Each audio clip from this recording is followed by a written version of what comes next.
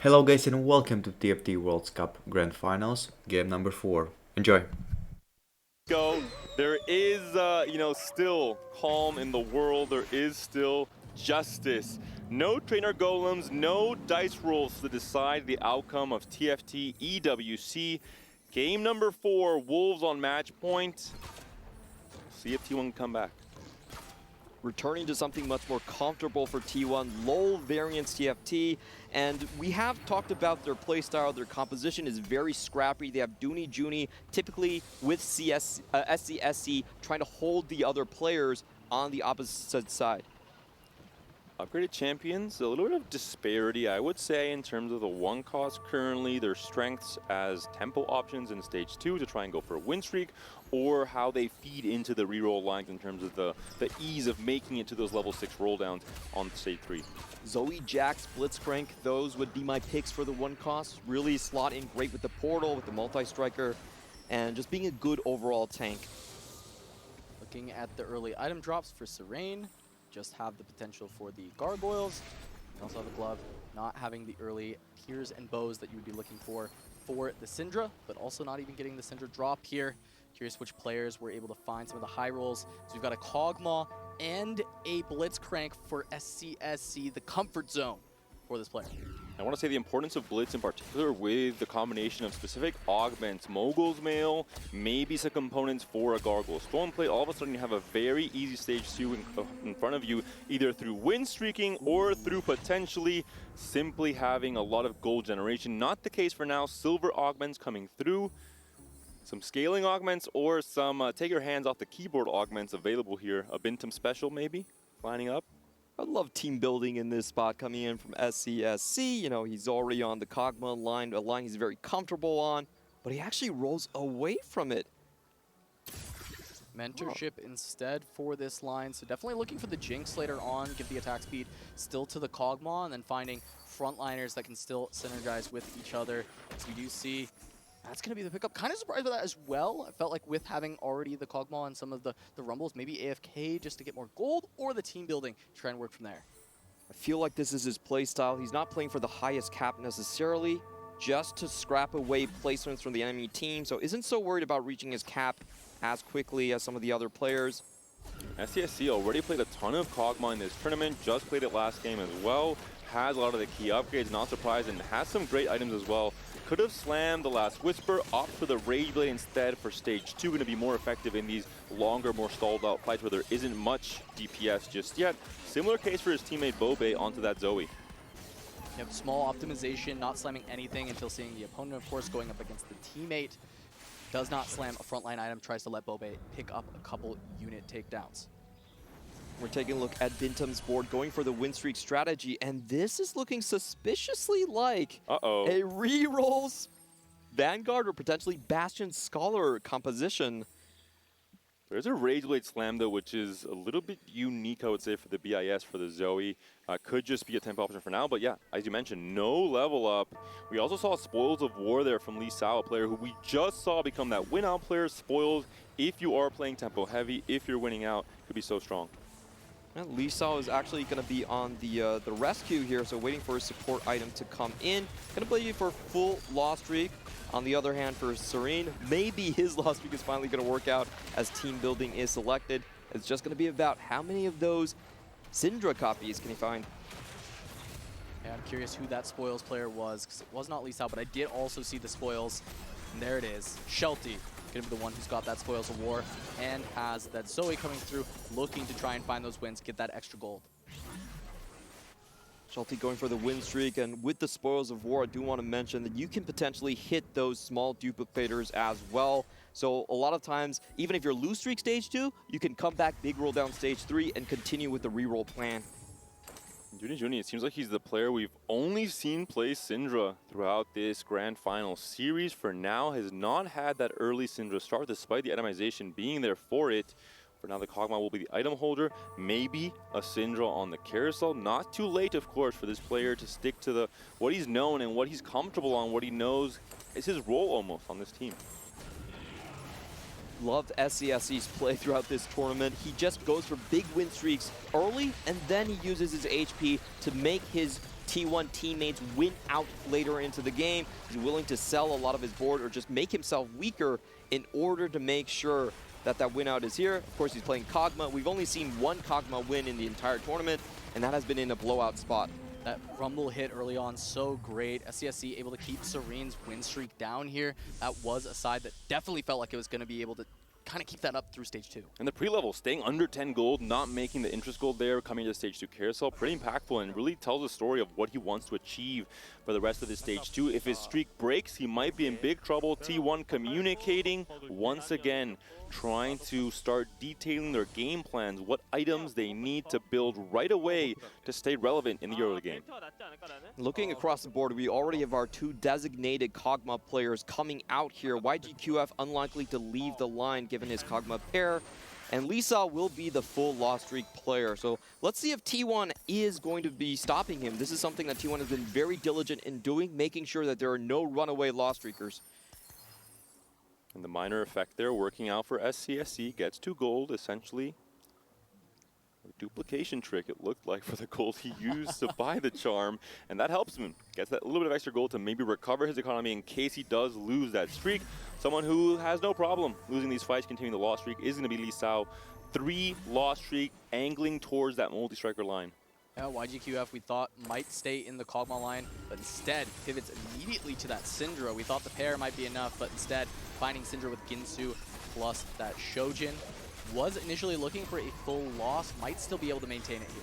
And I love the item slams there from Lee Sao. Could have thought, hey, I have a Rage Blade slam, let's go for it. Goes for the Nashers instead, keeps the Crown Guard open as a way to have a 3-item Kassadin right away. The tempo-heavy approach for the Kassadin reroll coming into stage 3.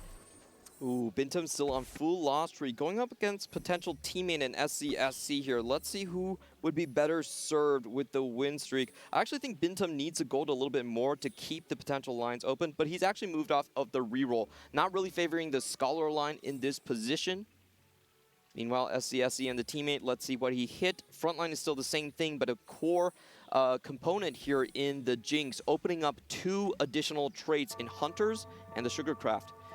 And mentoring a lot Massive. of her students here as well on this board. And they dodge each other. Huge for the side of T1, being able to have both of them continue their win streaks potentially into stage 3. Looking at both their gold totals, neither of them can really afford the loss on this round. Might be pretty close for Bintum though. His front line already collapsing, that Poppy with the redemption doing a lot. Just the Jace remaining. Zoe 2 versus Zoe 1, however, is that enough? Not going to be able to target in time. Bintum still going to lose the win streak. The bombs were huge from Shelty's portals right here. Shelty has just been the portal caller this entire day, always working in his favor. 2 bombs into the back line. They have AoE, splashes onto the Ahri, and the Zoe for the win. Meanwhile, YGQF and Lee Sao keep their 5 loss into the stage 2 Crux. And SCSC showcasing his world-class ability to judge board strength. That early pre-level before stage 2 carousel, the moment you lose a fight, your economy is in the gutter for all of stage 3. Successfully has that 5 win, gets the extra economy from the win streak gold.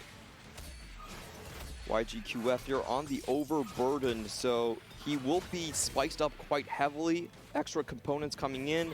And I think it's just going to be down to the 3-2 roll down. I think most of these players will wait for the potential of a Golden Quest or something coming up. Gotta keep yourself open to the high rolls, as we've mentioned in the past, right? You need to be able to be that carry for your team. Over Encumbered gonna come through, get the extra items, finds a bow. Not terrible. Has a TG, has the potential for some tank items right now. I wonder if he wants to reforge or maybe even solid Jax to try and build towards the Nashers on the Syndra. Nope, goes for the Sunfire, can slam the Gargoyles as well, and have a TG to add some more frontline, which is, I think, equally important for Syndra. It's not just the 3rd item on Syndra, it's having a frontline that can stall enough times to cast more often with the Rage Blade. Bintum going to be going for the full win streak here, and YGQF actually with a couple huge finds on the upgrades. Very important to get his Witchcraft and the Cassiopeia online. It doesn't look like it's going to be enough for Bintum to crack the front line here. Huge Shyvana denying a few more casters as well. Could be impactful for the late game. All eyes on YGQF coming to the stage 3 carousel. T1 has to try and deny either a rod or a belt to stop the 3rd BIS item for the Syndra. All right, let's see the 3-2 augment selection. Started out with Silvers. Silvers again, calming it back down. But last time around, Don't do it, Casa. Don't say it. Able to find it, and there was that prismatic. He did it. He said it. He blessed the game. And, we'll see if we can get another silver. Keep things calm. Keep things chill here in the grand finals. I will tell you that there's a 50% chance for prismatics if you get silver. So just throwing that out there. It might just happen again. The back-to-back. The roll down coming through. Syndra 2 is not yet found. There was a Fiora, but completely skipped over. YGQF walked in to the reroll line instead. And the Syndra 2, we've seen the problem here. You roll so deep, you don't find the upgrade which you think is pivotal. The only upgrade that you need to continue rolling for, and now you're stuck in this limbo land where you might continue the lose streak. You haven't found stability. Looks like he's just going to be scrapping out here. Does go for the Tinny Titans for 30 extra HP to burn with. But I agree with you. This board doesn't look like it has a high enough cap to really contend. We'll have to be into that 4-5 place, like we saw in Bintum in the last game. And the extra HP means he loses carousel priority. All of a sudden, T1 has a much easier time denying the potential belt or the rod to stop the third item onto the Syndra. Still looking to find the win there. We'll actually get it, break the streak, finally picking up a win. Lee Sao also breaking the streak, but SCSC still able to keep that win streak. 7 wins. Bobe on a 5 streak as well. T1 players being able to make a lot of gold, play very high tempo this game. Bobe's keeping his directions completely open at this point, just streaking with that Zoe and the Gwinsus. Could go into the Callista Flex like we're talking about, or entertain the Caston, which he's actually kept on board. Maybe even the portal line. If he finds a spatula on this next carousel, had the Rage Blade was already on the portal units right now, and had a few upgrades there as well. Both YGQF and Shelty picking up that Tiny Titans. 60 more HP for the side of Wolves in this game. However, they will be paying for it with some combat power. We'll see if T1 can keep up that tempo and kind of make that 30 extra a little bit irrelevant. SCSC, the scrapped master. I think he's not been above 10 gold the entire game. Continues using that gold to try and push this win streak. The moment that win streak gets snapped, he's in trouble. But hey, if you never lose, maybe you win. Is that right, Casa? Yes, if you never lose, you win. I think that's it. Got it. Caster maths, check it out. Well, I would say he has 30 gold because the extra streak gold is just +3 every round. However, the opponents are holding on to those Kog'Maws. This is going to be huge. Oh, I heard a Karma there, and no wonder. A Karma with a rod there as well. The belt on the Vex. T1 has to try and push for them. Shelty there, we see, trying to go for the belt. What? They tell him not to. And T1 knows they have to deny the Karma with a rod. They don't want the last Syndra item. For YGQF, he does get the belt though, he does get the Nash at the very least.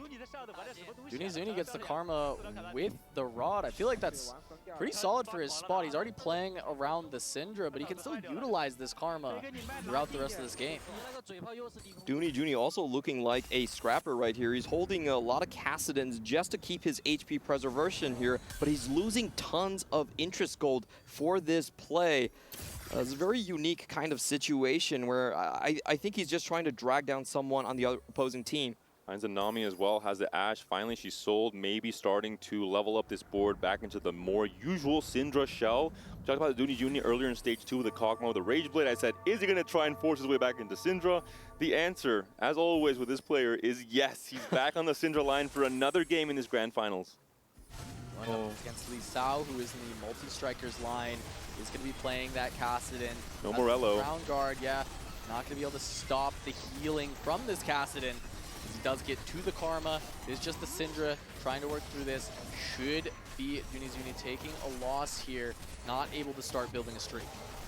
We're seeing T1's strategy starting to come out. It is going to be a blowout win condition here. They don't need a cap as high as the side of Wolves, but if they can just send them low, hold all of their units, that is enough. They have this SCSC just hammering home HP every single round.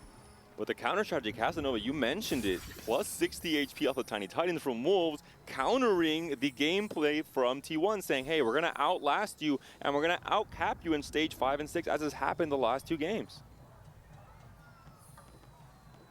So many Kassadins were being held, and we do see a great pickup off the support item. Help is definitely on the way now. Banshee's Veil is there to get that QSS-like effect on both Kassadin and Akali, essentially giving Kassadin 4 items to help the tempo-heavy game plan. The 3-win streak might just become 4. And the Syndra kill off his Kassadin in time, the Crown Guard shielding being very relevant in this fight. If Lee Sao can survive here, it would be absolutely massive because there are a lot of T1 players actually griefing their own interests to keep him down, and they're not able to do it all the way. A very good find on the support item.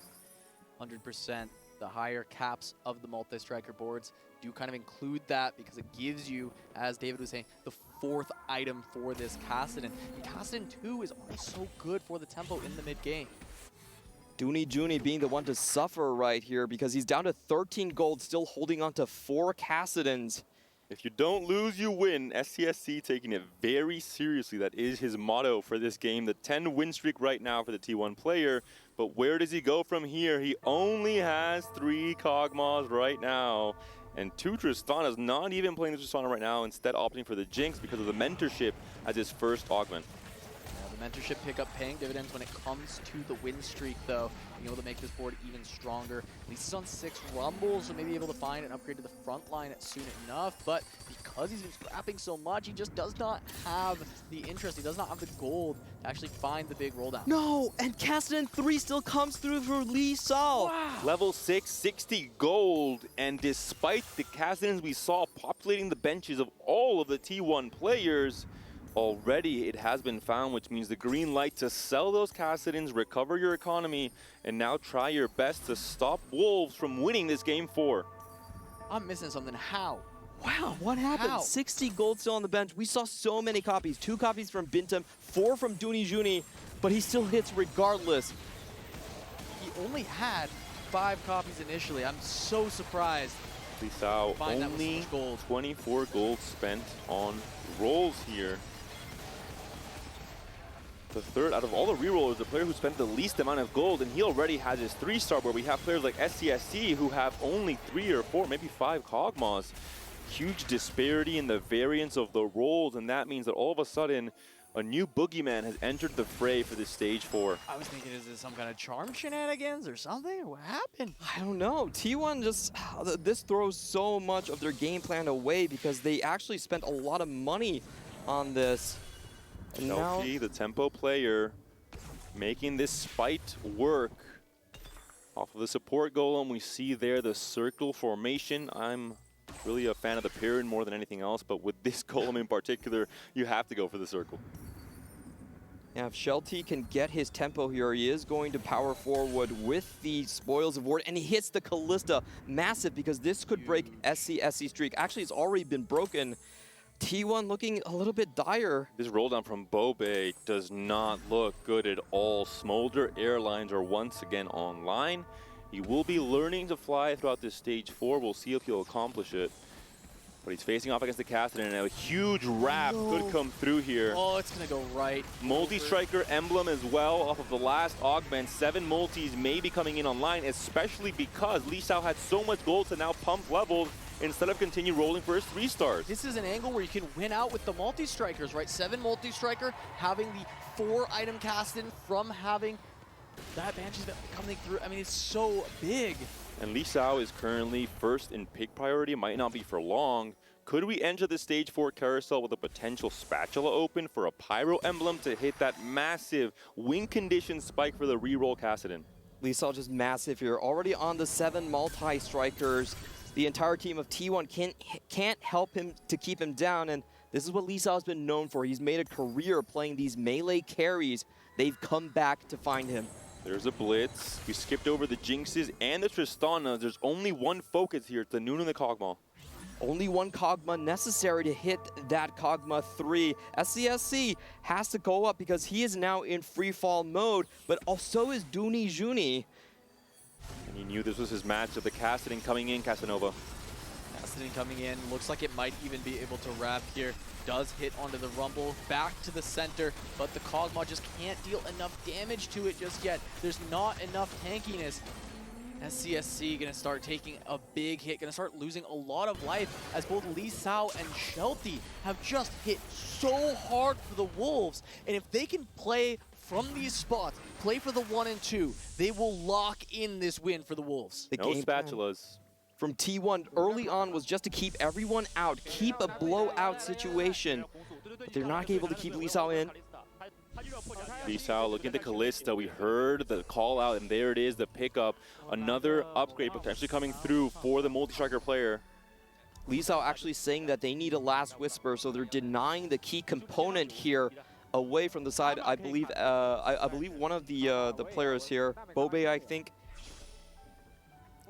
I'm gonna start being quiet on carousels, Clement. I forgot that you can understand what they're saying. Yeah, I'm not sure I should be talking about it, but maybe I was just picking up on singular champion names and maybe a T1 player being called out here and there.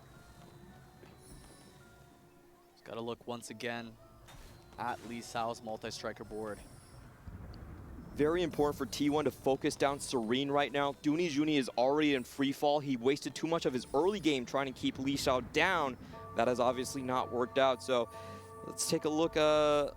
Can Serene be stopped and scrap some points for them? And Bobe stuck on this Pyro line. I mean, we've seen it do okay when you Get all the hit 1 early stars in the enough. front line. Doesn't have a huge front line except for this Nasus. It's pretty much just the Nasus Varus show for this entire board. Needs to find all these extra upgrades, but for now he might still lose rounds as Gwen gets the back line. Every time we doubt the Gwen, she shows up. I'm gonna start insulting my Gwen as every of my fights start in stage 4 and 5 because my goodness, Gwen the will never get on the snip back line. comes through immediately, accesses the back line, wins this fight maybe off of that. One of the big things too, as you mentioned, Dunizuni potentially being on free fall, but SCSC as well. It's time. A few more rolls. 10 gold to work with. Only needs to find one Cogmon. There it is. Needs the Nunu as well. Is going to try and maybe push for both. I think he needs it. 4 loss streak. It was a 10 win into a 4 loss. We predicted this considering his high tempo game plan with his augments. This is what he was known for, and the big question is, can they get YGQ Serene down? 22 HP, 3 loss streak. If there's some good rotations, they can scrap potentially 2 points up here. But it's going to be Bobe. Fighting into Bobe. Did not opt to use duplicators yet. A lot of 1-star units, so a lot of easy takedowns for Cogmon to get things going at the start of that fight. Yeah, making it so it won't be a huge loss for either player. Serene versus Dunizuni. This has to be big. Holding on to a lot of SCSC's units. If Dooney can deal a lot of damage to Serene, if they can take out Serene from the Wolves, it would be massive, but they can't get the win. Serene holding on 22 Is he life. going to lock? Dunizuni so low, he grabs another Cog Bomb. Such an important fight between those direct rivals to see who gets sent in that 8th place position, especially considering the cap potential for a player like Lee Sao, who hit the cast in essentially 4 free level 6 above 60 gold and is now greedily pushing levels, trying to find the Arcana max cap for the multi-strikers alongside the Pyro units. I don't think Lee Sao is going to be stoppable. So for T1, they have to send YGQF and Shelty down into 7 and 8. Dooney Juni on a sliver of HP. Who can actually let him borrow some HP here? 2 massive roll downs. 1, the Karma. 2, needs to be hit for Dunizuni. On the flip side, we need to find the Nunu, the Kog'Maw, maybe even the Rumble and the Tristana on the side of SCSC. Starts with an item selection. Roll down on the left side, Dunizuni. No Karma. Sells a little bit more. SCSC, item selection, Nami hit, not what was needed. There's a Nunu. Nunu found, the full roll down, nothing more. Duplicators come through. Nunu, Kog'Maw both found, no Rumble, no Tristana. Items to be slammed. SCSC has to hold on to this HP. Dunizuni against SCSC as the upgrades just came in. Terrible timing for T1. All of a sudden, SCSC has re-spiked at the worst possible moment when he's in a direct matchup with a teammate that's on elimination station. The Kog'Maw ramping up the Rage Blade, ramping up the damage onto the Syndra. The Nami stun comes through. Does it come through in time? The Nami versus the Kog'Maw. The stun comes through. The Karma does not go in. And Dunizuni taken down in 8th place. Such a close fight. So unfortunate, the timing of it as well. SCSC, Bintum, and Bobe have to hold on. This is their last chance. Wolves wins. The grand finals is over They have to send Serene in 7th, YGQF in 6th. Push for those top placements here, as there are Lee Sao and Shelty both looking for full win-out angles. Does mean because Dooney Zuni went 8th, Shelty and Lee Sao can go 1 and 3rd. That's kind of the game plan for them right now. They just need to focus on the potential 2nd place from T1.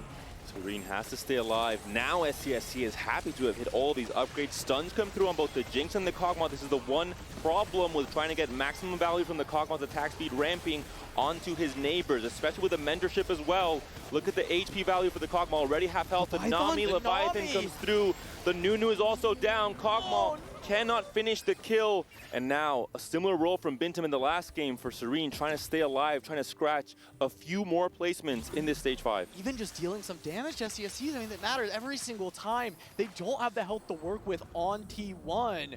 Serene finding that win, the positioning of the Nami, getting it done against the Kog'Maw. And Shelty, a player that we haven't talked about that much, but a huge roll down for him on level 8, hitting everything he needed, going again for the Kalista flex angle. AD and AP very good onto the back line here. Even though Lee Sao just lost his 10-win streak, he's still here to carry on. Both of these players potentially going to the top 3. Spoils of War in this late game, still a relevant augment, scaling off of the now 6-win streak for Shelty. We'll see what Serene can do. Can he stay alive? Right up on the Karma. Slow ramping attack speed onto this Syndra, but the Fiora is soon to access that backline, and when she does, it'll be lights out unless the Karma can clean up in time. The answer is no. Treasure chest for your troubles. The Syndra taken down as well by the Hecarim, charging through all the units. One player from Wolves taken down in 7th. The other remains alive in that 6th place position. And Serene has done enough, gets the 7th, outlives Dooney Zuni. Shelty gets to keep the win streak the whole time. Big emblems. Pyro's there for Lee Sao, taken by YGQF. It's just trying to deny that away. A lot of communication going on onto the other side here. And SCSC has Honeymancer, but not enough to really spike his board. Bobe needed that Pyro as a win con. Not able to get it, denied by the Wolves. The rare Varus game almost hit the exact spike you needed onto the Smolder to make that Dragon a relevant win condition in its own right. YGQF most likely going to go out 6th here, and that would tie up the score in the bottom. So whoever gets the first place in the front, just going to win out in the end. It's coming down to just the top of the lobby. The pack smells blood. They're circling the T1 members. YGQF might fall soon, but he denied the Pyro emblem by staying alive just long enough. Shelty and Lee Sao with the highest HP in the lobby, with the wins recently. SCSC now trying to knock out yet another Wolves member.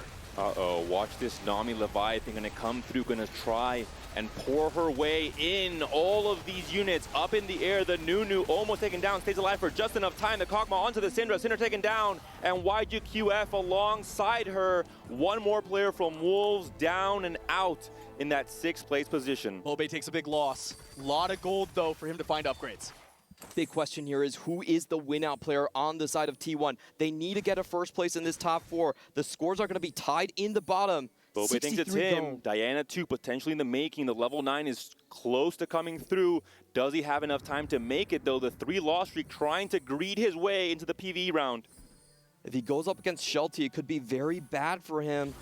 Shelty, of course, we know have those warriors online, so a sneak-in is the thing he needs to avoid the most. Can he buy a life up against Bintum, his own teammate, but the board doesn't look too weakened. The positioning, though, gonna have a lot of safety for Bobe. The Varus trying to hold on. He's got the front line of this Nasus. Gwen, do it again. Bobe should be able to survive this. We'll see if the Varus can get the kills. Nasus staying up, but the CC from the Nami working against this T1 squad. One more cast from the Nasus. There's the hit. Bobe lives. Bobe bought one more life. A lot of gold to work with. But I have to say, Bobe was actually the more important player here because he has more gold to be the win out. So they would preferably had Bobe actually take a win against Bintum. I'm not sure they're celebrating after that one. One life in a dream, it's all you need, but he's now down to 2 HP. SCSC at 5. Bintum, potentially 3 lives, most likely going to be 2 as we move into stage 6, and the unit damage increases yet again. The stakes are ever higher, especially for T1. They're back against the walls in a pivotal Game 4. Wolves trying to close out and become the TFT EWC winners. There's a 60 HP difference between the two teams, exactly, with those two tiny titans here making a huge difference in the game. Here is the roll down to decide, can he actually stabilize and be the win out? Talking about making a huge difference. Dragon and a Diana too, Casanova. Huge pickups for Bobe. SASC, we might be at the point where we have to say goodbye to him going up against the Wolves, but he's done his job. Camille too as well for Bobe. Finding the upgrades, but does he have the items? Finds a TG for the Diana. Maybe he can find one more for the Camille from the Anvil. Get the itemization going and find a way to hold on. SCSC Rageblade to reward the Jinx for her mentorship. Will it be enough? Do you have enough time to scale? SCSC up against Bintum. Bobe up against Shelty. Bobe trying to hold on. The Dragon doing a lot of work in this fight. Varus has the protection now. The front line is there. Trying to dominate through. Able to blow up the board of Shelty. Fiora not enough on the other side though. Looks like SCSC likely to fall down. Kog'Maw doing as much as he can. But SCSC, we salute you. Top 5 with Kog'Maw once more doing the job for T1. And potentially the difference, the contrast. Pyro Emblem. Oh my goodness, a Pyro Emblem has just come through. This is so impactful for Bobe in particular, who is already on this very rare Pyro line. 5 Pyro will be online. Onto the Camille with the Guard Breaker. And this is huge for Camille because she gets that 18% execution, which then means she can switch targets and get the true damage auto attacks off. If the positioning is correct, it could go directly into the back line. No Xerath for Lee Sao and 40 for the Arcana Cap. Denying some of the Camille's as well. Bobe has them, so Lee Sao cannot. The full itemization is there. Lee Sao trying to take out Bobe. We have the positioning. Cassie's already gone. Camille down for the multi-strikers as well. Bobe able to hold on a little bit longer. That's the Varus. One more cast. Bobe keeping this win streak alive, keeping the hopes of T1 alive. The difference in the silver augments the combat strength for item collectors scaling into the late game, whereas Tiny Titans offers you no combat strength whatsoever, only puts you in this position in the first place. It's important to remember, all T1 needs is a 1-4. Even if Bintum goes down in 4th place, Bobe wins out with the 2 HP. They found their win con. We're taking a look at the side of Wolves now. How are they going to stop Bobe? It's just a 1v1 position, and a huge find by Bintum. Finds the Syndra 3. Frontline still 1 star for Bintum. 7 of 8 here going up against Bobe. No. He's weakened his board. He has to lose. Bobe is the win out. Going to fight this down, but has position so that Bobe can find his backline immediately.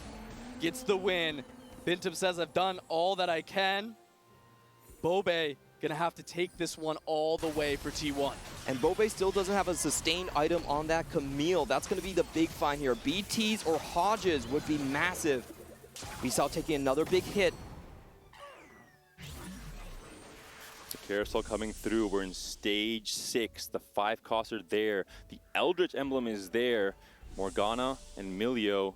And maybe a last full item to complete onto that Camille, for example, that looks like an absolute demon with the Pyro emblem. The last bit of communication potentially coming through for T1. If they don't win this game, they know how much is at stake. Everything they've accomplished throughout these 4 days, throughout all of those scrims, it comes down to these last few fights. Once again, Bobe, last remaining member for T1, has to clutch up or else Wolves run away with this. He has to go first place. There's no other options. Wolves will still win if it's a 1-3 situation. Lee Sao cannot cook any alternate win conditions. No 3-star forecast on the line. It's just all about raw combat strength on the board right now to see who wins these last few fights, as well as positioning Casanova. Lee Sao going up against Shelty here. Bobe will be facing off against the Ghost. Looking to see if Lee Sao can be taken out by Shelty or if it will be a smaller loss. Callista for Shelty doing a lot of damage, but we do have the Castle still alive, looking to wrap its way to the back line, buying a lot of space. Bobe finds the lost back. the carry, but does still have the Camille. A very close fight against the Ghost for Bobe. And it's the Smolder with the items now being the carry with the 5 Pyro line for Bobe there. The 4 win streak.